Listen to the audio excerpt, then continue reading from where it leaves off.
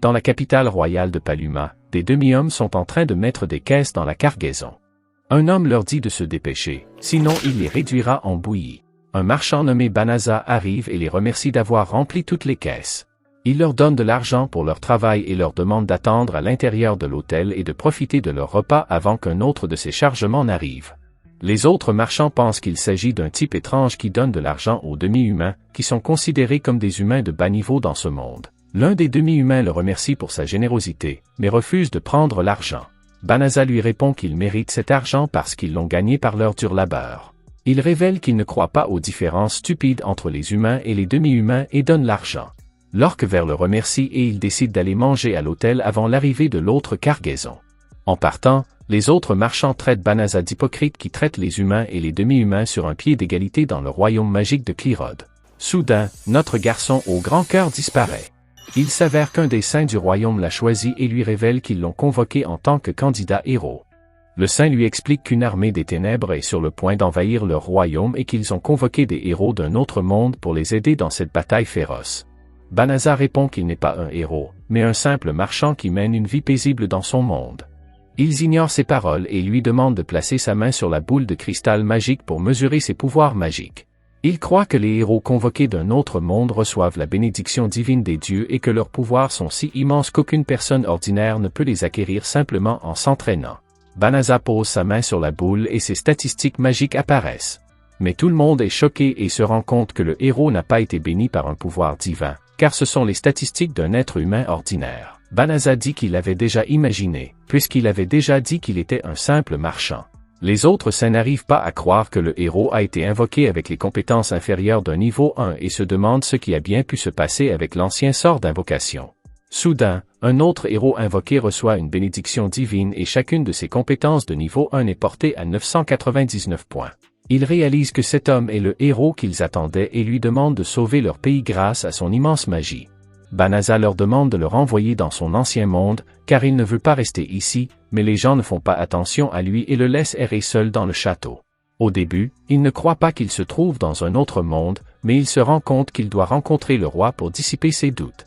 Il interroge le roi et son serviteur lui révèle qu'il a été convoqué dans ce monde par une porte qui a déjà été fermée et qui ne peut être rouverte. Banaza se demande comment il peut retourner dans son monde, mais le serviteur lui révèle que son monde n'a pas assez d'énergie mana, qui est utilisée pour ouvrir une nouvelle porte. Il l'autorise à vivre dans leur monde et lui offre une place dans la forêt de Delaveza, mais à condition qu'il ne parle à personne de son erreur. Le roi le rejette en tant que héros, le jugeant pathétique, et l'envoie dans la forêt de Delaveza. En chemin, Banaza interroge l'homme lézard sur ce monde et celui-ci lui révèle qu'on lui a demandé de ne pas lui parler avant de l'avoir emmené dans la forêt. Banaza pense que l'homme lézard est un esclave comme les êtres de son monde, mais il s'en moque en révélant que cela n'existe pas dans ce monde. En fait, tous les humains et les demi-humains vivent ensemble dans ce monde. Ils arrivent dans la forêt de Delaveza et l'homme lézard leur donne un sac sans fond, que le roi leur a dit de donner à Banaza.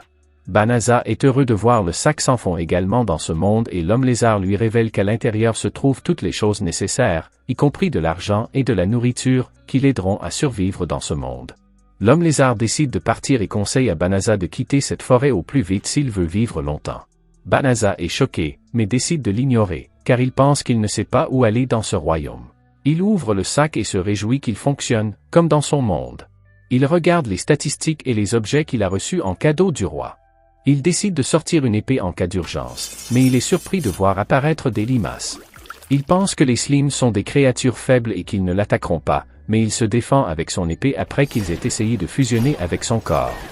Soudain, des statistiques apparaissent et révèlent qu'il est passé du niveau 1 au niveau 2. Banaza n'en croit pas ses yeux, car on lui a dit que le niveau le plus élevé dans ce monde était le niveau 1. Les statistiques lui montrent son niveau 2. Elles lui montrent des pouvoirs et des capacités de niveau 2 avec des points, mais il est surpris par le signe infini et se demande ce qu'il peut bien signifier.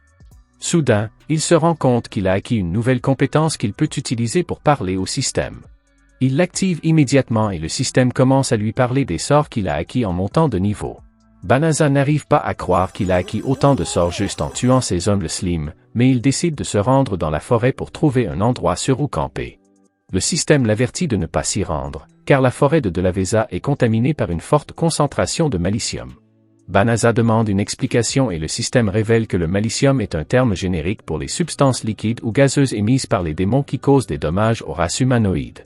Cependant, le système indique que s'il veut nettoyer la zone de la magie maléfique, le sort consommera un tiers de sa magie. Banasa ne se soucie pas de sa magie et demande au système de le faire. Le système s'exécute et purifie la forêt avec un immense cercle magique. Banasa n'en revient pas de la puissance de sa magie, mais il est surpris lorsque le système lui annonce qu'il a encore gagné un niveau. Pendant ce temps, au palais royal, la princesse est en colère contre le roi qui n'a pas traité correctement le candidat héros invoqué et elle pense que si l'on ne s'occupe pas de lui, le garçon sera tué par l'armée des ténèbres. Le roi ne se soucie pas du faible marchand et dit qu'il est une ordure humaine qui ne pourra jamais devenir un héros. Soudain, l'un des saints arrive et révèle qu'il a trouvé la preuve que la magie sacrée la plus puissante, la purification, a récemment été utilisée dans le royaume. Le roi croit que le héros aux cheveux d'or a utilisé le sort de purification, mais il est choqué lorsque le saint lui révèle qu'il l'a utilisé dans la forêt maudite. Pendant ce temps, dans la forêt, Banasa regarde les statistiques et n'arrive pas à croire qu'il est monté en niveau sans avoir tué de monstres. Il pense qu'il peut monter en niveau en utilisant la magie dans ce monde et demande au système de lui montrer la magie restante. Le système le fait et il n'arrive pas à croire que toute sa magie a été restaurée. Le système lui conseille alors de changer de magie, pensant que cela pourrait lui faire du bien. Banasa accepte et le système le transforme en une belle fille. Banasa regarde sa belle forme, mais pense qu'elle lui causera beaucoup d'ennuis. Le système le transforme ensuite en un homme qu'il juge fantastique et pense que personne ne le reconnaîtra ainsi.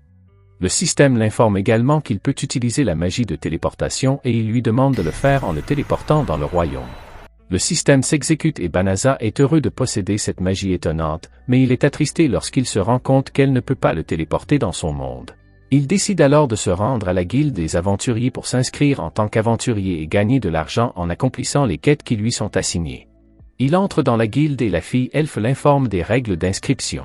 Elle lui demande son nom et il cache son identité en révélant qu'il s'appelle Flio. La jeune fille lui remet un badge et lui dit de le garder avec lui, car il sert à déterminer le rang d'un aventurier. Flio se dirige vers le tableau pour trouver une quête de son rang, mais il est surpris de voir une fille qui demande aux autres de l'accompagner dans la forêt. La jeune fille est prête à payer pour cette mission et révèle que sa famille y vit. Mais aucun des aventuriers n'est prêt à accepter la mission, car ils pensent que la forêt est pleine de démons qu'ils ne peuvent pas vaincre. Saisissant l'occasion, Flio accepte son offre et accepte de l'emmener là-bas. La jeune fille n'en croit pas ses oreilles et pense qu'il ment, mais Flio lui répond qu'il peut l'emmener grâce à son sort de téléportation. Les autres aventuriers sont choqués par cette révélation et n'arrivent pas à croire que ce garçon puisse utiliser un sort légendaire, ce qui fait comprendre à Flio que le sort de téléportation n'est pas pour les débutants. Une chevalière royale, Balirosa, arrive avec ses amis et demande à Flio de prouver qu'elle peut vraiment utiliser le sort. Elle dit que le sort de téléportation est un sort avancé qui ne peut être utilisé que par des sorciers de haut niveau. Ses amis pensent qu'il est un idiot qui aime impressionner les filles, mais Flio dit qu'il ne ment pas et il leur demande de sortir, parce que ce ne serait pas bien pour lui de faire une démonstration d'un sort de téléportation devant tous les aventuriers. Le groupe sort et Flio les transporte immédiatement dans la forêt grâce à son sort de téléportation. Les filles sont choquées et croient qu'il s'agit d'un sorcier de premier ordre. Balirosa s'excuse auprès de lui de ne pas l'avoir cru et d'avoir été impolie, mais elle est surprise lorsque la jeune fille lui révèle que le malicium de la forêt a disparu. Lorsque Flio commence à révéler que c'est lui qui a purifié la forêt, le système lui demande de ne pas partager cette information avec les démons. Toutes les filles entourent la fille avec leurs armes et Balirosa révèle que la fille est un démon qui utilise un sort pour cacher sa vraie forme. Elle commence à l'attaquer, mais l'enfant se transforme en démon et révèle qu'elle s'appelle Fanri et qu'elle est la sœur cadette de Fangaril, des 4 enfers. Balirosa n'arrive pas à croire qu'elle est en présence d'un puissant démon en forme de loup et se rend compte qu'elle n'est pas à la hauteur du combat. Fanri lance immédiatement son malicium sur elles et toutes les filles tombent avant qu'elles ne puissent la contrer, mais elle est surprise que son malicium n'ait aucun effet sur Flio. Elle se met en colère et tente de dévorer les filles, mais Flio leur sauve la vie en les renvoyant au royaume grâce à la magie de téléportation. Il décide alors de combattre seul le démon loup et déclare qu'il utilisera tous ses sorts pour la vaincre. Après avoir été convoqué dans un autre monde et s'être découvert une étrange capacité divine, notre le marchand parviendra-t-il à devenir un héros? Nous le découvrirons dans les prochains épisodes. Abonnez-vous pour ne pas manquer la prochaine vidéo, commentez et laissez un like. À la prochaine!